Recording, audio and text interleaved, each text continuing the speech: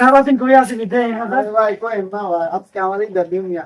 মামা বিদেশ থেকে আমার লাগে সারা কিছু 10 লাখ টাকা দাও তুমি বলাই যে 15 লাখ টাকা দাও তুমি পাঁচ লাখ 5 লাখ টাকা ভাই খাইছে আমার দাদা 3 তলা পুষ্টি নিছিল পুষ্টি 10 তলা বাড়ি ছিল তুমি জানো এই খবর আমার খবর আমার তোমার তো আমার আরো বেশি লাগতেছে তুমি খবরই জানো না এবারে জানোস আমাদের আসলে ময়মনসিং যে এলাকাটা আছে এই ব্রিজটা আমার ময়মনসিংটা ব্রিজ আছে এই ব্রিজের মধ্যে বেহি আমার নেতা মানে বেহি আমার 100 করে টিয়া দেয় গেলে আমার সালাম করে। আরে বাবা কইলো কি তুই জানোস আমার আশেপাশে তোর গ্রাম আছে আমার বাপে সবটি আমার নামে লিখা দিছে। তোর বেটা তোরা কি কর তোরা আমার উপরে যাই পারবি আমি যে এলাকা থাকি ওই এলাকার ভিতরে সব লুটপাট করে আমি খাই বুঝছ নাই আরে বেড়া আমার দেখো না আমি যে এলাকায় থাকি সব ওই এলাকার সব কুত্তা আমার পিছে পিছে ঘুরেছে। তোমরা যে চাপা মারতেছো মনে হয় যে সব সত্য কথা না আমারটা শুনে সত্য কথা ঠিক আছে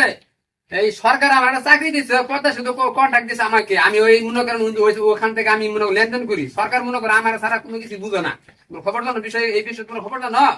না কি খবর আপনারা আমরা আমার আমার কথা শুধু কন্ট্রাক্ট আমি নিচ্ছি ওই যে কথা শুধু ওইটাছে ওই কথা শুধু কন্ট্রাক্ট আমি নিতেছি কত শুধু হয়েছে কোনটা কথা শুধু ওইটা ওই নদীর উপরে হয়েছে নদীর উপর নাম কি জায়গা নদীর নাম ওটা জানি না আরে বেটা জানোসই না তাইলে আমি হলো 7 লাখ টাকা সিঙ্গাপুরের চাই খাইছি আর তোর এই কথা কর ঈদ তো করতে বেশি আমার। হ্যাঁ কি কস আমি তো সিঙ্গাপুর দেওয়া ভাই 20 লাখ টাকা দেয় একটা হেডফোন কিনে আনলাম। হ্যাঁ তোমার শ্বাস সিরা গেঞ্জি কিনা মোর তো তুমি এটা কিনবা 7 লাখ টাকা। আরে বেড়া আমি কি করছি জানো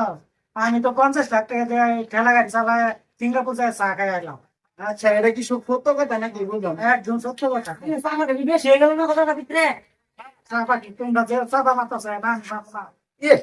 চাপা হলে কুত্তে উঠি মারলো